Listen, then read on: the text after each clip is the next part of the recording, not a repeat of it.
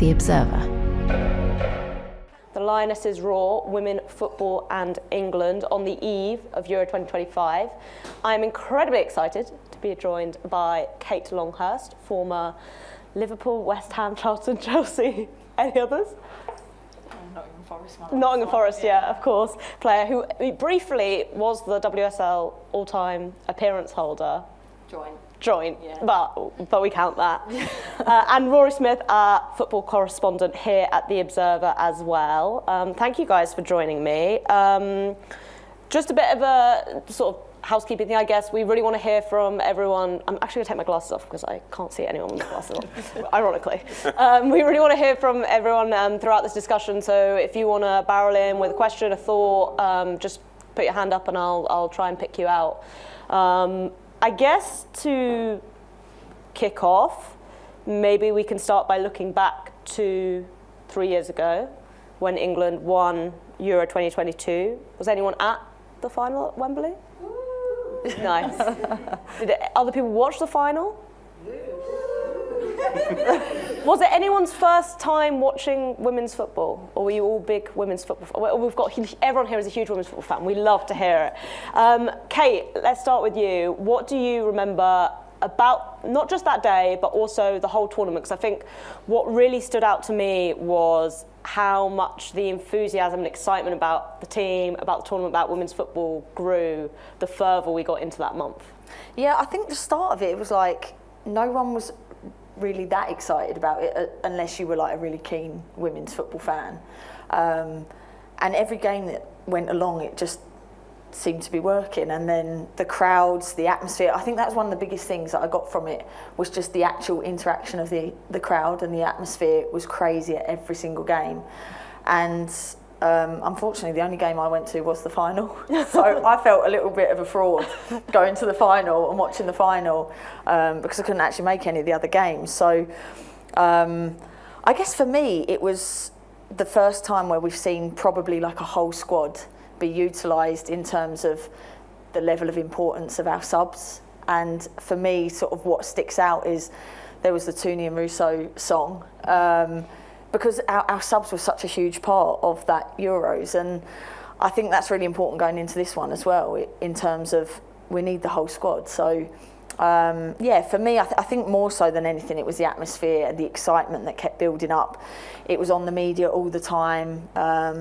You know, it was getting a lot of traction. So it was really exciting, I think, to watch that.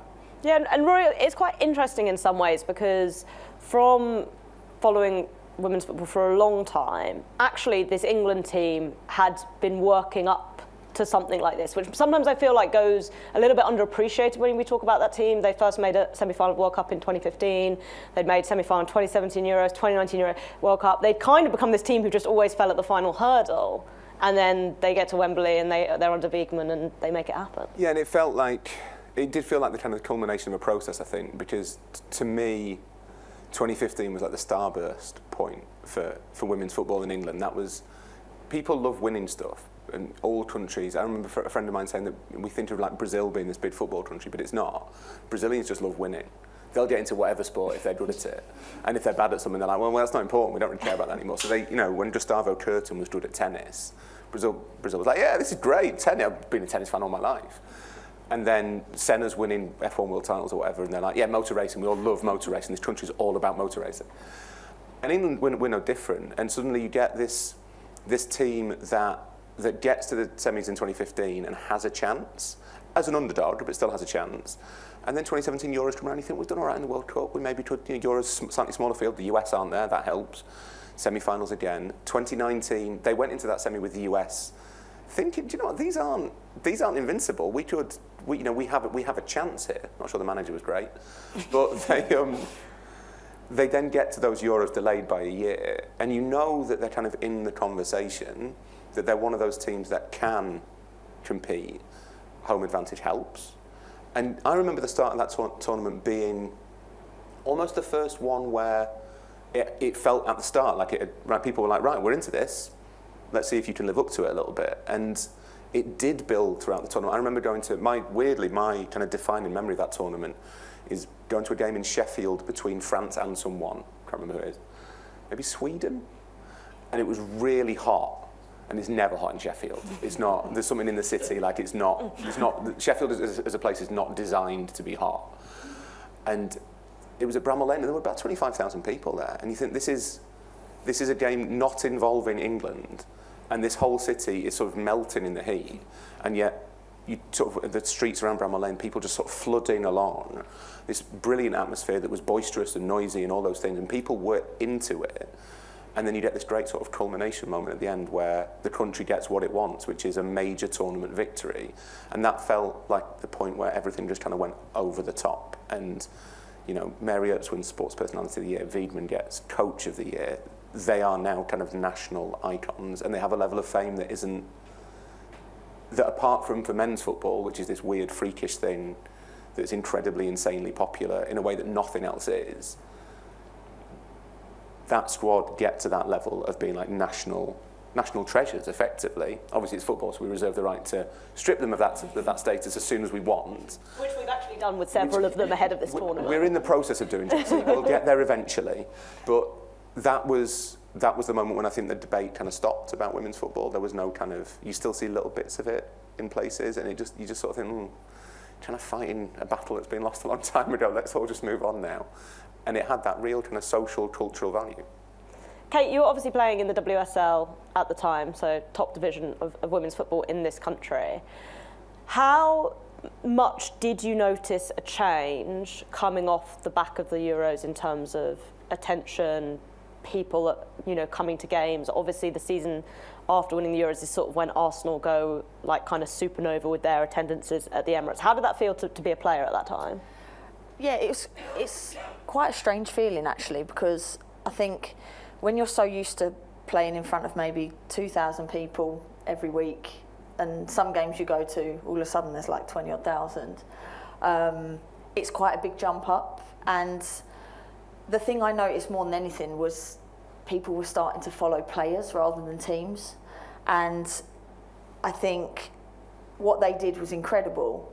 But even now, I think it's kind of gone that way with men's football as well. I don't know if you've noticed, but more people support players than teams these days, which is really bizarre to me because for me it's about club football. But a lot of people now are more interested in individuals, and they will literally stand by that player, whether they do good, bad. They are so protective of those players.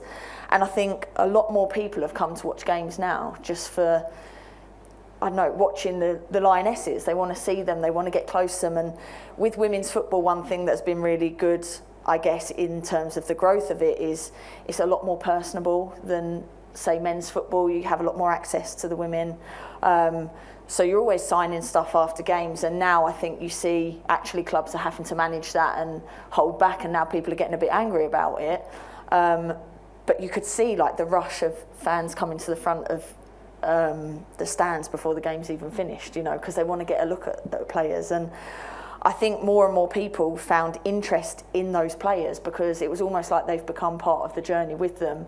They've seen them do so well. They've fought for England, the pride that they had, the relentlessness that they showed, and people wanted to come on that journey with them. And I think it stuck with a lot of the Lionesses, and I think you see clubs trying to bring in England players almost for that reason, because it boosts their crowds.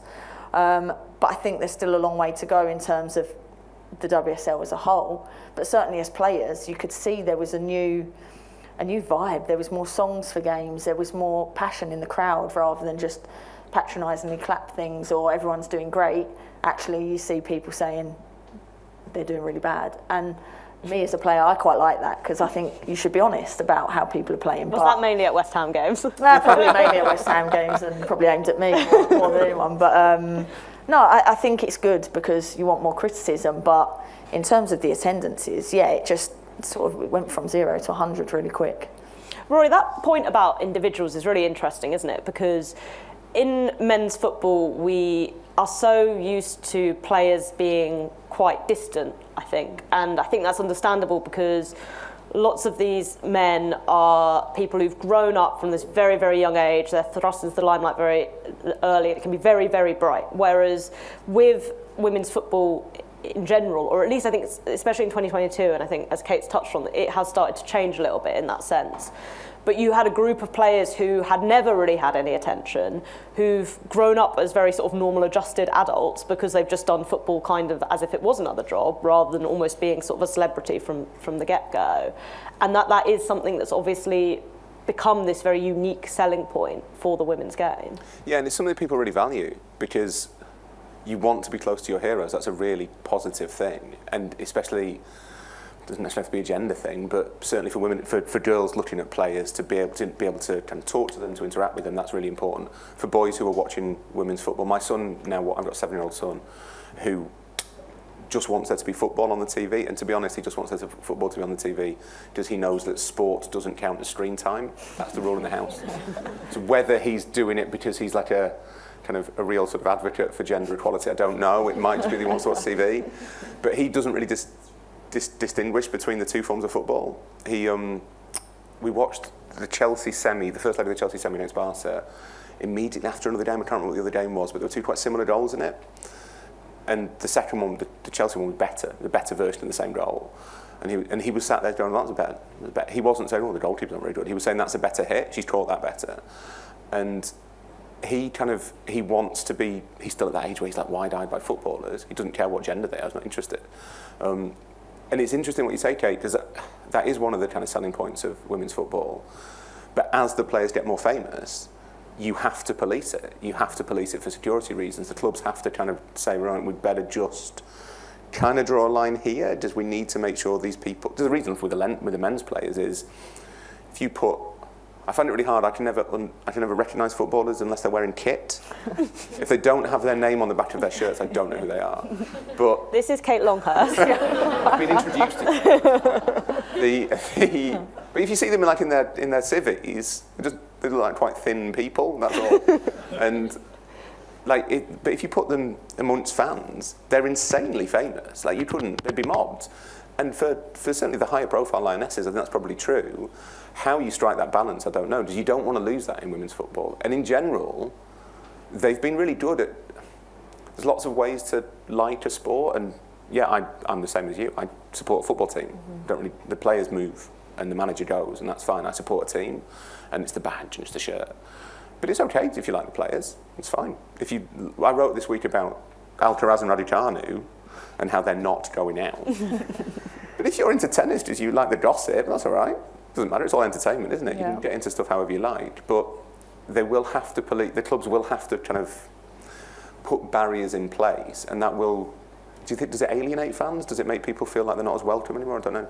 I've seen a lot of criticism from fans saying they didn't come over and they didn't, we didn't get anything signed. Or, I mean, it's really difficult because we as women players want to be that personable and you want to make an effort with the fans, but there's literally only so many people you can go to as well. And I'm talking from a very low level of fan engagement, whereas some of these, they're literally thousands of people wanting stuff from them. So how do you give everyone your time? You physically can't. So I think it's also maybe a bit of responsibility on fans realising that the game is growing and that you can't just have access to everyone all the time. But I think even now, like you look at, Millie Bright's in the papers for her dating life. It's crazy because players are not used to it. Wait, we should just explain, just in case anyone doesn't know, I was told to explain things, and this is too good a story not to explain. Millie Bright, who captained England at the World Cup and was vice captain, she is withdrawn from this Euro squad, but it was reported in The Sun that she had left her fiancé for a guy who runs a gym and has 7 children. Now she's... And this is sort of the women's football equality we've all longed for. The ability to be reported on in a tabloid when your love life gets ridiculous. That's what we all want. But that's the thing, it's how invasive are we going to get? And unfortunately, that is the backhanded part of football. The more you're in the public eye, we're all banging on that we want women's football to be more accessible. We want to be recognised for what we do on the pitch, but unfortunately, the more you get recognised on the pitch, the more your other life comes into it. So it's really difficult. It is, but as a journalist, so when I think Jessy and I might have different opinions on this. When Mary Earps and Millie Bright pulled out, my reaction was, there's an element of toys coming out of prams here. That they, as far as we know, and I'll bow to Jessy on this, does that make it your fault? As far as we know, Serena Wiedmann has kind of, a couple of months before a tournament, she will tell players what their role is going to be in the squad. And she has said to Mary Earps, you're not my first choice goalkeeper. And she said to Millie Bright, you probably won't be a starter. And at that point, they've both had a choice. And that choice is either you knuckle down and you try and win your place back, or you pull out and retire from international football. And look after your 7 stepchildren. I didn't know that about Millie Bright. It sounds like she's very busy. And I've got 2 kids, and going to a tournament for me as a journalist is a nightmare. So if you've got 7 stepkids, you're better off staying at home. And it's interesting because I think if that had been men's footballers, and I'm always wary of the comparison, they'd have been slaughtered. There's no other way. That would have been full on, you've let your country down stuff.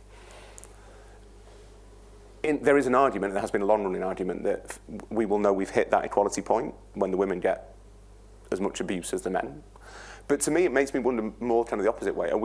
Maybe we can just tone down how we talk about the men. Maybe we don't have to tell them they've let the country down. Maybe people are allowed to make decisions for their own mental health. And because they feel that they can't they don't want to do that. I'm not comfortable in this position. I don't want to do this. Maybe that's okay. Maybe we shouldn't be telling anyone they've let the country down because it's football and we should all kind of grow up a little bit. That's my kind of sense. But I do think the Millie Bright thing and the Mary Earps thing, if I've interpreted it correctly, Jessy, is an interesting kind of test case. But I didn't know about the stepkids. That does change things. No, I do agree with you, and I think it's a really interesting point about how we treat men's footballers, and sort of men's footballers have come to be expected to be treated in this way. But I hear you say that, and then my brain goes, but they have let their country down. But, Kate, you sort of touched on it, and other footballers have brought up before. I know Alex Greenwood, I remember doing an interview with this, saying, look, we've got to a point where we want to be criticised, and women's football has occasionally felt like maybe it falls into the trap of sort of this kind of toxic positivity type thing, whereby just the simple fact that the girls are out on the pitch is this great feminist thing, and who really cares how they play or what's going on. And it's like, well, no, it's professional sport. It does matter. How do you see it, kind of that balance? Because we have these conversations around what criticism looks like, and we both do a podcast together where part of it is you're going to have to get on the mic and say whether you think someone's good or bad. And I find that awkward sometimes as a journalist. I'm sure you find that awkward as someone who knows a lot of ththese people. And sometimes then obviously it does move into this much more toxic social media, intense, I don't even want to say debate, but I guess abuse. How do you think women's football sort of navigates finding the line? Because I think people are extra sensitive because so much of the abuse also comes from sort of outside in terms of judging women's football as a sport. Yeah, it's really difficult because I agree with Rory in terms of I actually think the men get too much abuse. And what you have to realise is that 90% of what's on social media are just people that just they'll have something to say about someone anyway. So as a player, you have to realise whose opinions matter and whose don't, what you can take from the criticism and what you can just ignore. Now that's easier said than done because, like I said, I was on a very low level of criticism. And I wouldn't. That's because she's a really good footballer, by the way. Exactly. There's nothing to say. So, but because I wouldn't go searching my name or searching for things, whereas I know some players who would literally type in their own name and look for stuff, and whether that's because they want some reassurance of, I'm doing well, but you can find one bad thing and you go, that's ruined my whole day. So I think you have to be realistic in terms of there's going to be a lot of people that are going to have something to say regardless of what you do. It's the people that, for me, it was always the coaches that matter. My teammates mattered more than anything. What are their opinions of me? And then the outside influences, you can kind of take a balance. But within yourself as a player as well, you know when you're doing well and you know when you're not doing well. And maybe not every player, because I have played with some people that are deluded, but but most of the time you know when you're doing well and you know when you're not doing so well. So I think it's for other people, you can never stop the internet going, women are bad at football, look at this, they've got highlight reels of absolutely every mistake made in women's football, put it together and you get loads of people that support Joey Barton and go, yeah, look at them, they're all terrible. But at the same time, that happens in men's football too. So you've got to almost like laugh at yourself a little bit. If you've done something stupid, just own it and it's done. But there's two things that I think are really interesting there. That one is, I think it's easy to say, especially as a man, like that there's a border between advocacy and criticism, and you know, as journalists we have to kind of strike that balance. But no one is. When you get like a man making a terrible mistake in a football match, no one's going, haha, look at men's football. And if you're living in that environment where like everything you do is taken as a referendum on your gender, I think it's probably okay to be sensitive. That's probably all right. But the other thing is that women's football is a sport that has grown in the social media age. Like in men's football, I think there is still, I'll take my father-in-law as a kind of example. He is a 73-year-old who checks the Liverpool website and the BBC, and that's it. Despite having a son-in-law who works for the Observer. But he does not reflect. Like the stuff that you see about Liverpool, his team on social media is alien to him. We've got no idea. Whereas I suspect that there will be like a plurality of women's football fans who are on social media, and the players will be much more social media aware. It's a sport that has grown in the social media age, and I do wonder. I have no answer to this, but I do wonder to what extent that changes it a little bit, the nature of the criticism and where the criticism's coming from. Yeah, and I think you've also got to think about the demographic of the fans, right? If your sort of general fandom is 18 to 25-year-old girls and women, then yeah, they're probably going to do all of their stuff through social media. And actually, Rory, leads on to something I kind of wanted you to ask about, because I feel like it's also been really interesting seeing how mainstream media has adapted to covering women's football. And I think that's another element of this sort of criticism, advocacy position. How have you noticed sort of the media approach the women's game and the change in that? Because it feels like sometimes social media has ended up filling a void that sort of legacy media has been quite slow to pick up on, and that sort of added to all of this. Yeah, the legacy media isn't always the most responsive to stuff. It takes a while to be convinced of things. Obviously not the Observer. The Observer's perfect, but we're slow to things. And the thing that kind of changed for me, I worked for an American paper for 8 years, and there was no like, should we go to the Women's World Cup? There's 2 World Cups. They are equally important. You do both of them. It's harder with the Olympics. They kept on referring to the Winter Olympics as the Olympics, and I had to explain to them they're not. There's the Winter Olympics, Summer Olympics. There's the actual Olympics and there's the Snow Olympics. But I think in Britain we've been a little bit slower to respond. And you do have this, I think it sounds like making excuses to an extent, I suppose, but like the Premier League is bizarrely popular. The way the Premier League occupies our sporting imagination is really unhealthy and totally unprecedented. To the extent that cricket is no longer that much of a thing unless it's the Ashes, because it's the Premier League, it's the transfer window. And rugby union, I know Jess, who's a rugby union advocate, I'm not, is rugby league suffers because of the Premier League, just the kind of way it dominates the landscape. So I think you've got this weird parallel where women's football is compared to that, but that's not fair, because nothing. If the bar was, are you as popular as the Premier League, we wouldn't play any other sports. We'd just be like, well, there's no point doing this, because it's not as popular as that. Why would we have, rugby union? Why would we bother with it? Because we've got the Premier League. And I think women's football suffers that comparison. But if you look at the way stuff's covered now, the women's game, I think there is much more. Most newspapers will have a dedicated women's football reporter, at least one, often more than one.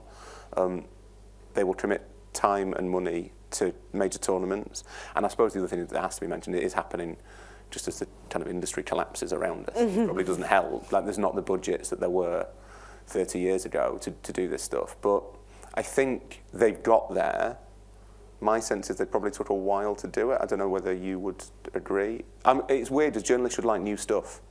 The best thing as a journalist is to see the thing that's on the up and say, I spotted that early. It's weird to be like, I'm not sure about this thing that's growing in popularity. I'm resistant to it. We should never be resistant to anything if it's growing in popularity. That makes it interesting. Shall we talk a little bit about Euro 2025 then? Kicks off tomorrow. England's first game, and Wales, I should say, as well. They both play on Saturday. England have France, Wales have the Netherlands. They're all in a group together. Obviously, England go into this tournament as the holders, but I would say probably not as favourites. Do you think that's fair, Kate? Yeah, I think we've got a really difficult group, and I'm a little bit worried about the group that we're in, actually, because normally you'd think, OK, we're going to fly through the group, but Netherlands is always a tricky one because they've got some really good players that can win games. And France at the moment, they're not doing what France normally do. They're looking good and together, and it's a little bit worrying. But we have a really good team, and of course we are one of the favourites. It is literally how we deal with that pressure is completely different from the last Euros, I think. So I think we have a really good chance, but I think it's just let's focus on getting out of that group first. Rory, we sort of touched on the exits in terms of no Mary Earps after she was told she'd be number 2 to Hannah Hampton. Millie Bright pulled out for a myriad number of reasons, none of which are entirely clear, I think it's fair to say. And Frank Kirby retired as well. All 3 of those players are players who we assume weren't going to start. I mean, Kirby retired because she was explicitly told she wasn't even going to be in the squad. But it's sort of been honed in on as sort of the, implosion moment. Is everyone overplaying it a little bit, given that these players weren't ever going to be in the starting 11 anyway? I think in terms of England's chances, yeah, probably. I don't think there's any real debate about Hannah Hampton and Mary Earps in terms of who is the better goalkeeper at the moment. That's Hannah Hampton's won that place. Bright, I suppose, is it maybe a stylistic thing a little bit? It feels a bit harsh. But I think the opportunity to play a left-footed centre-back and Alex Greenwood is maybe. Yeah. Also, she's really slow, and against Belgium, that she did get cooked a little bit. So you maybe Serena's made like a valid tactical choice there. So it shouldn't weaken the team. I think the bigger thing that maybe it represents is it does give you this sense that maybe England are a little bit between 2 eras, that there's the core of the team that won in 2022, and then there's this new kind of generation coming through, and that can be really good, that chemistry can work really well, or it might mean that it's a tournament too soon. I suppose that's what it maybe hints at. Yeah, I think that's like a really interesting point, and something that I feel like I've been thinking about a lot, Kate, is you referenced them, Ella Toone and Alessia Russo, who sort of acted as these super subs along with a couple of other players, but specifically lots of focus ended up on those 2. But the reality was, before we went into Euro 2022, no one was sitting around saying, these players are going to come off the bench and they're going to be amazing. To be honest, no one really was thinking a huge about them at all. I don't know. It's so weird now because they're so massive as personalities as much as footballers that it feels obvious. So I guess when we do look at some of those younger players who could come off the bench, I'm thinking Aggie Jones, I'm thinking Grace Clinton. Do you think there's sort of an opportunity there that maybe people are missing or overlooking, that England could sort of refine this whole set of super subs all over again? Yeah, it's difficult to completely replicate it, but I think if you actually look at the players that you've just said, Clinton and Aggie Jones, they're probably already further advanced than Russo and Toone were at the time, and I almost feel that Russo and Toone have built their careers off of the Euros, and that's no disrespect in terms of what they're doing now, and especially Russo had a fantastic season this season. But I think people almost thought they were better than what they were and held them to that high esteem for the next season, was saying, well, they're not performing like they were. Well, actually, they were just doing a really good job at the Euros. They knew exactly what they were there to do.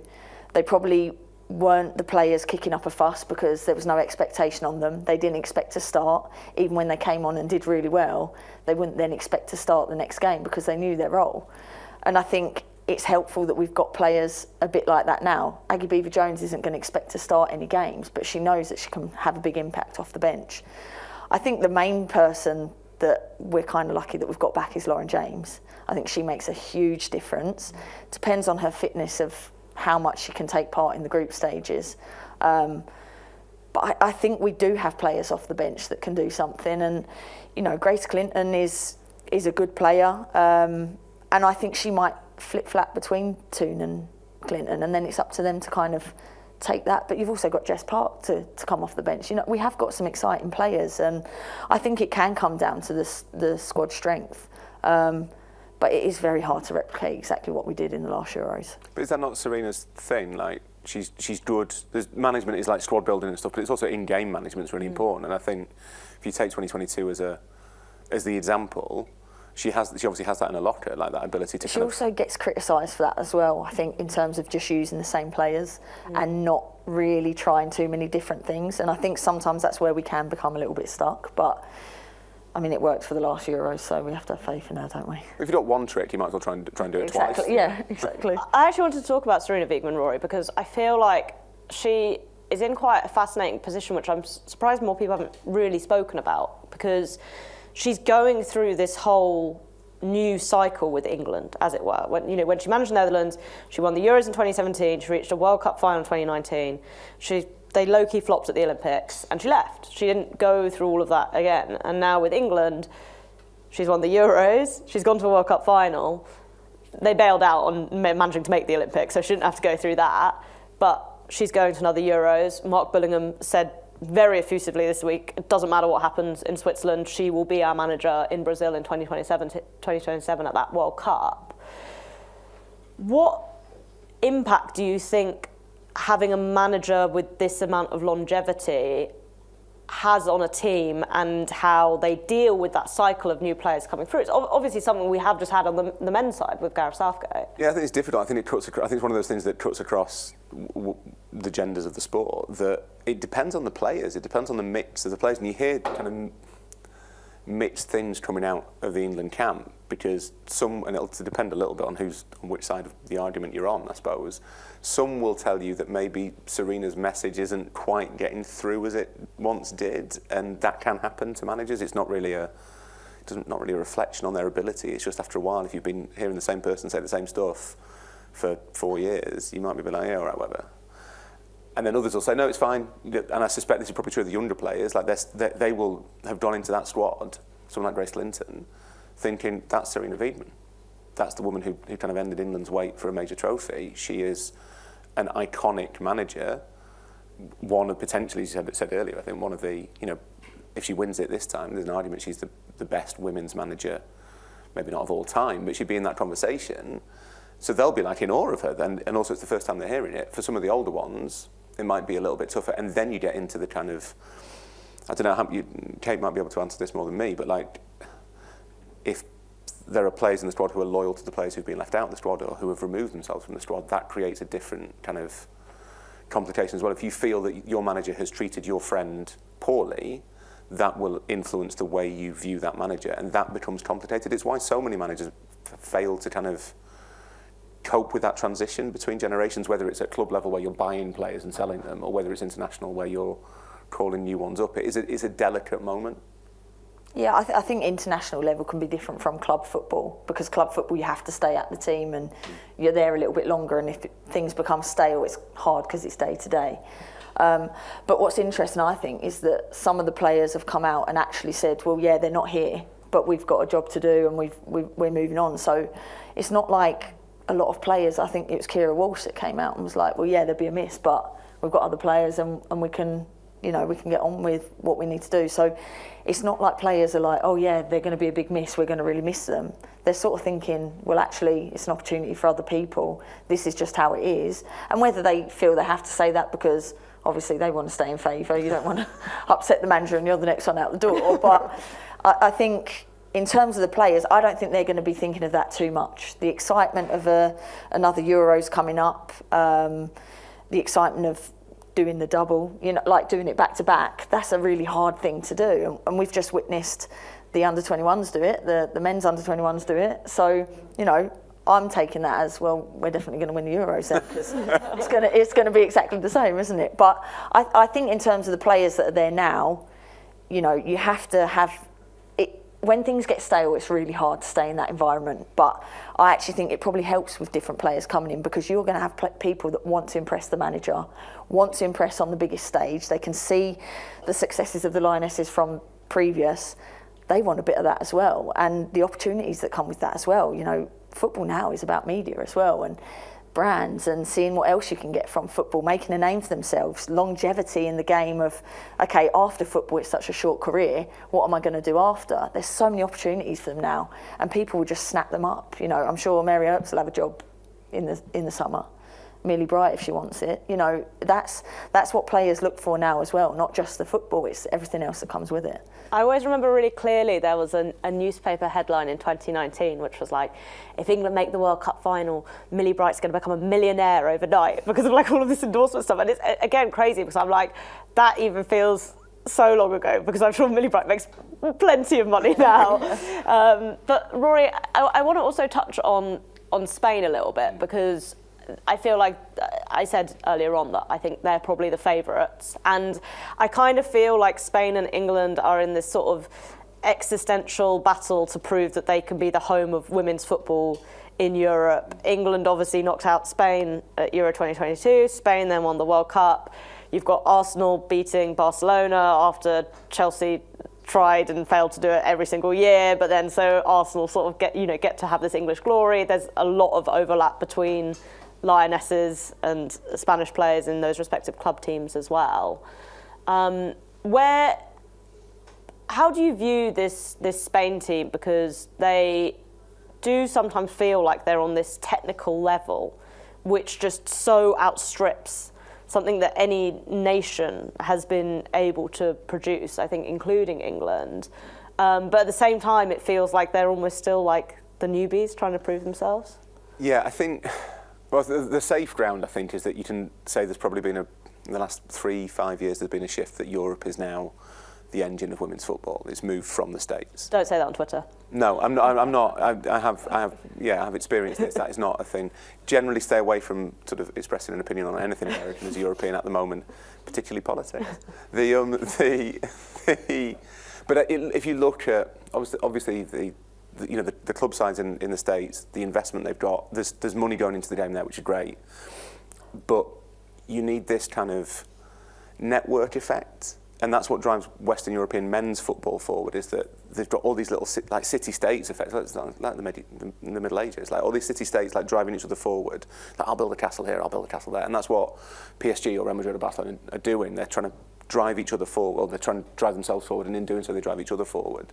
And in Europe you have that same effect now in women's football, where kind of Barca are dragging Real Madrid up because Real Madrid can't stand Barcelona being that good, and that might bring Atletico up a little bit as well, which means that, same as you see in France with Lyon and PSG, that PSG have to rise to meet the challenge of Lyon, and then they've got this like island just off Europe, which has got by far the strongest league. And the English model seems to be that if you can make the WSL truly competitive, then that'll kind of negate the advantages that these Spanish and French super teams have. I suppose Bayern and Wolfsburg have to be thrown into that as well to an extent. So you've got this kind of competitive environment that's lifting it at this huge rate of knots, plus the investment that's going in, which means I think if I was a player, again, I'm going to bow to the actual player, but I'd be looking at the States and maybe thinking that isn't necessarily the place to be in 5 or 10 years' time. It looks like Europe is where the prestige will be. The money might still be in the US, but the prestige will be in Europe. And yeah, you're right, like Spain feel like they've maybe come from a standing start, but they've done it at real speed, and it's because of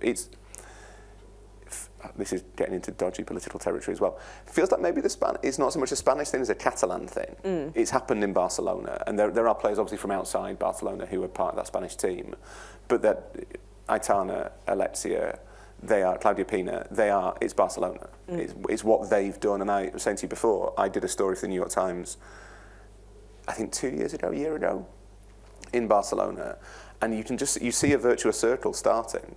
So I went to all these like community clubs out in the kind of urban region of Barcelona, and they're now having to train at like midnight, which is still tea time by Spanish standards, but like because they've got all the boys teams that have always been, the under 12s, under 13s, under 14 boys teams, they have to train. You now have under 12, under 13, under 14 girls teams that are massively oversubscribed because there's loads of girls who want to play, because down the road they've got the best team in the world, with all due respect to Arsenal. It feels close to most of those players are Catalan, or they're from kind of they're from within reach of Barcelona. So it looks to you, if you're a 12-year-old girl in Barcelona, you probably think, well, there's no obvious reason why I can't be the next Aitana Bonmatí. The ones that don't make it to Barca are looking to go to I spoke to loads who are looking to go to the States on scholarships and stuff, so they can study and play football, come back. And you see this the weight of numbers of girls training is astonishing. I think we've got a version of that happening here as well. But there it's just this like really tight-packed example of what happens when you invest in women's sport. And it's really inspiring to see. That makes me think that Barca aren't going anywhere, that there will be a fairly continual supply of players going into La Masia and then going into the first team, which keep them at the cutting edge. And I guess it comes back to which model works? Does the super club model work, or does the kind of competitive balanced league kind of competition work to attract more fans? I've no idea which one will prove successful, but it'll be quite interesting watching it. What do people in the room think? How are we rating England's chances at this point in time? Good? Yeah? Feeling positive? Who do you think might be England's biggest threat? Well, Spain, I think. But I thought it was interesting when you said about there being individual stars and in women's football. And I wondered if you could share with us who we should be watching out for in the other teams. Who are the big stars that we might not know if we're just Lionesses fans? Well, I think the obvious ones have to be who you've just said, Bonmati. I mean, she has just had viral meningitis, so we don't actually know where she's at, whether she can actually play at the moment, I guess. But I mean, she's the obvious one that we'd have to say at the moment, I'd say. I really like Salma Paralluelo. I can't say her surname properly, but I really like her. And Claudia Pina's got an eye for the spectacular. She's worth watching. They're just like on rotation with each other, aren't they? But they're really good to watch. And the one that I think she's not quite as high profile as she should be, but I remember being blown away every time I've seen her. Grace Dioro, the French defender and midfielder, I think who Chelsea have tried to sign 1 million times. Every single summer, yeah. And can't get out of PSG, but she's incredible. But that's one of the other things I think you wrote, Jessy, in the paper at the weekend. You've got people like Kika Nazareth, who's had injury problems, but is the kind of great hope of Portugal. And there are quite a lot of players in this tournament who are 21, 22, 23. And women's football changes so fast that the balance of power shifts. So seeing how they do, seeing how that generation does against players who are like 26, 27, it may be that things don't work out quite as we expect them to, and that, there are players who have more of an impact than we're expecting on teams that might not be ranked as traditional favourites. Yeah, I think one team who are in England's group where that's quite an interesting factor as well is the Netherlands, and I wonder if they're probably the most likely team to sort of miss out from those three of England, France and the Netherlands, but they've got 19-year-old Vicky Kaptein who plays for Chelsea, 18-year-old Villa Berman who's about to play for Chelsea, and they've both just totally broken into this Netherlands team. And I think, that comes back to this thing that you're saying, that, maybe we've got this younger cohort of players who are going to come through. You can even maybe look at it sort of with England and, having someone like Hannah Hampton who had made 100 WSL appearances before she even got to Chelsea at the age of sort of 22, played in Spain as a kid, so is great with her feet, has had goalkeeping coaching, for years and years and years. And so she maybe ends up usurping Mary Earps in a way that you wouldn't normally expect to see, because she is just a level above because of sort of generationally. Kate, is that something that you felt when you were playing at all? In terms of... Did you feel like the younger generation coming through were just at like a technical level that sort of when you were at that age just wouldn't have been realistic for you? Yeah, I think like the contact time now as well, we were speaking before, but more and more it's becoming full-time from a younger age, and certainly down the leagues as well, there's more opportunities for players to actually get game time. If they're in a WSL team and not quite making it yet at 17, 18, they can now go to WSL 2 or Championship last season. I can't believe you correctly named it. I know. What's wrong with me? But I think there's opportunities for them to actually get game time that's competitive, because now if you look at the WSL 2, it's actually full of English players that were probably 2-3 years ago a lot of the WSL players, because there's so many more foreign players coming in. The two leagues are actually two strong leagues now. But I think we have some great young players coming through, but it's just, we're sort of in a mix of some of them are making it into the senior team. And we've got people that are probably, realistically, this will be their last tournament or on the verge of them being good in a tournament and not just being used for experience and maybe sitting on the bench. But you never know, they might just drop out the next tournament anyway. You don't have to name names, but is there anyone that you wouldn't have taken? Does you think that maybe the sun has set on their peak years? Ooh. That's really difficult. Because that's always the tricky thing, isn't it? Like, yeah, I think it's really difficult in terms of, Nikita Parris didn't make the squad. And she had a good season for Brighton, but I almost felt like, why did she bring her back if you're not really going to have a look at her? And you're thinking that ship may have sailed anyway. You could have brought someone else in to kind of get a look at them as well. I don't think there's any obvious people that you'd go, no, they're past it now. I think Lucy Bronze had a little wobble for a patch. Maybe the last World Cup, people wrote her off, and for the first time she actually got criticism. But I actually think if you look at her performances this season, she sort of picked it back up again. So I think it's easy to write players off and say, oh, their legs have gone or they're not as good as they used to be. But actually sometimes it could just be a matter of form or where someone's head's at or, other issues going off the pitch. Like, these things do affect players or injuries that they've picked up.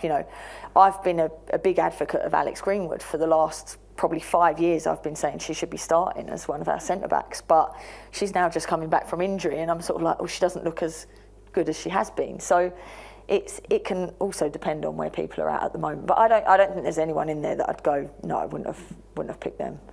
I'm aware we also haven't spoken about Wales, who are also at the Euros and in England's group.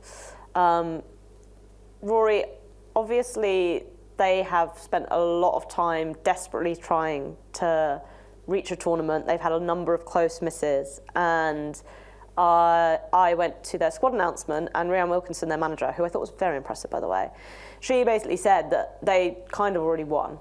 Like, that getting to the Euros was their aim, and so the tournament becomes a bit of a free hit for them, that every team is going to think they will just take 3 points off Wales. I have a sort of nervous vision of England getting to St Gallen, not this Sunday but next, and really needing to take 3 points off Wales, and Wales being able to do something spectacularly funny. Do you think they maybe have the ability to be a little bit party poopers in this group? It's a really tough draw for them. I think if you looked at the other groups, you'd maybe say, yeah, there's a chance that Wales get to be a surprise package. I think up against those three, it's asking a lot.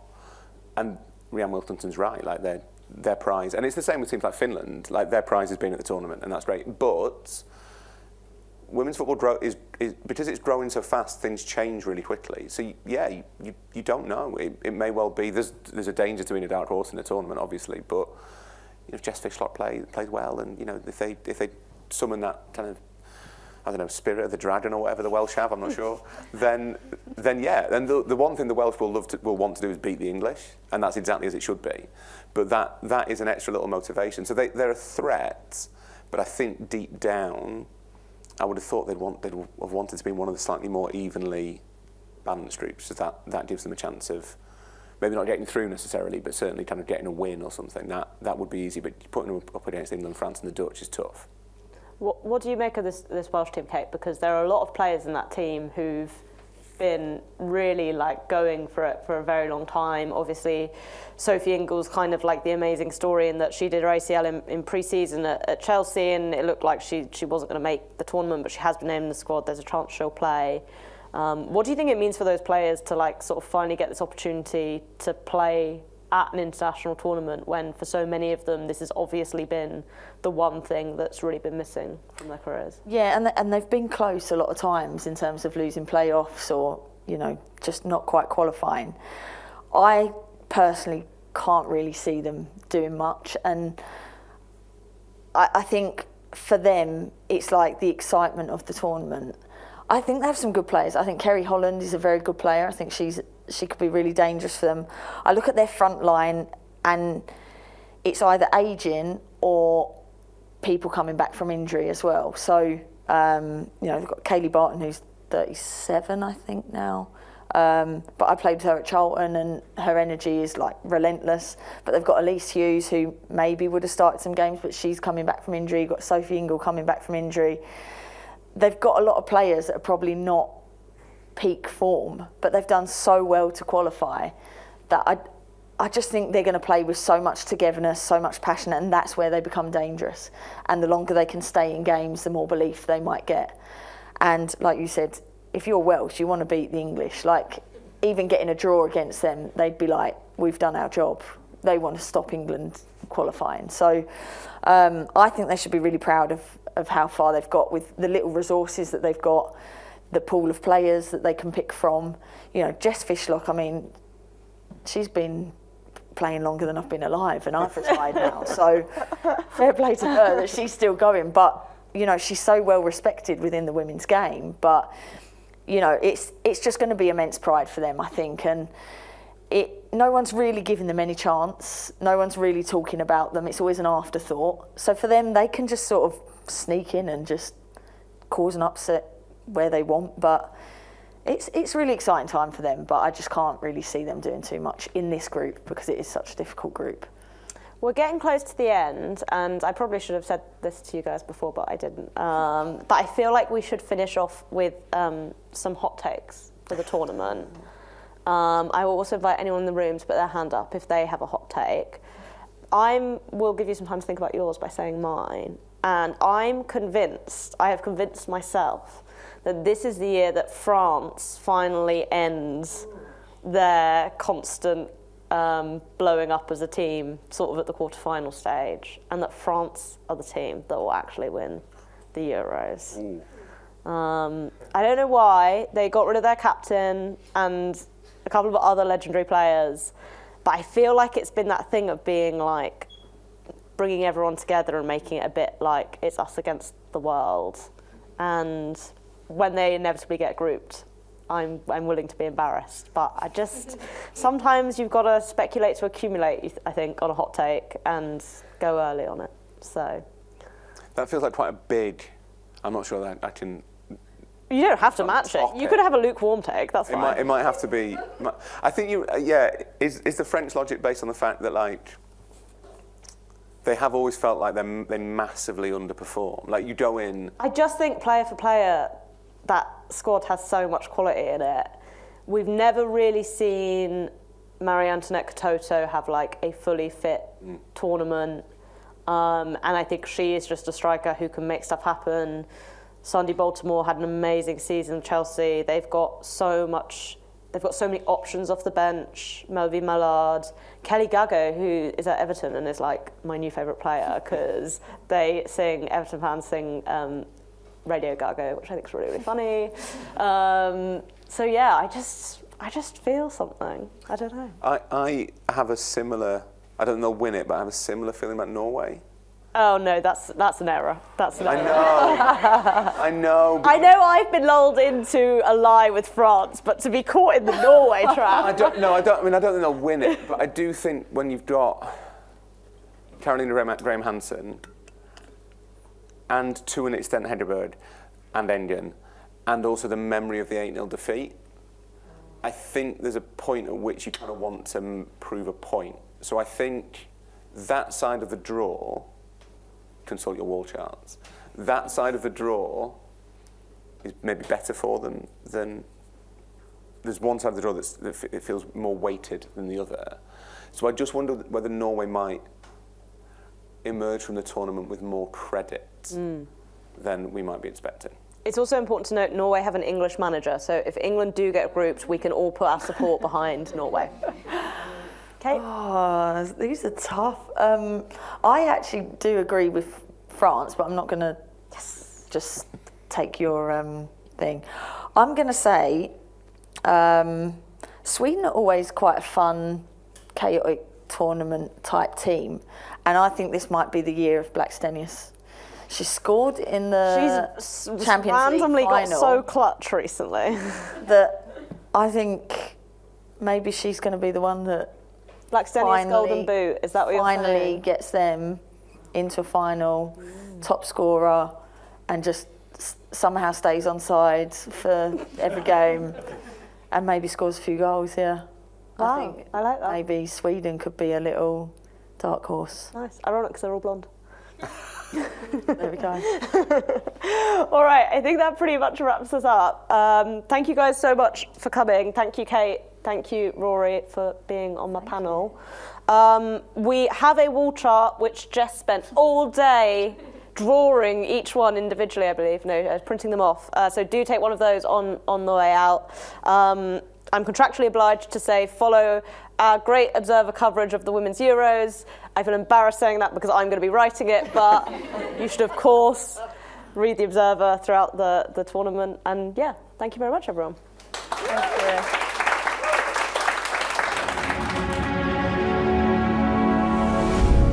The Observer.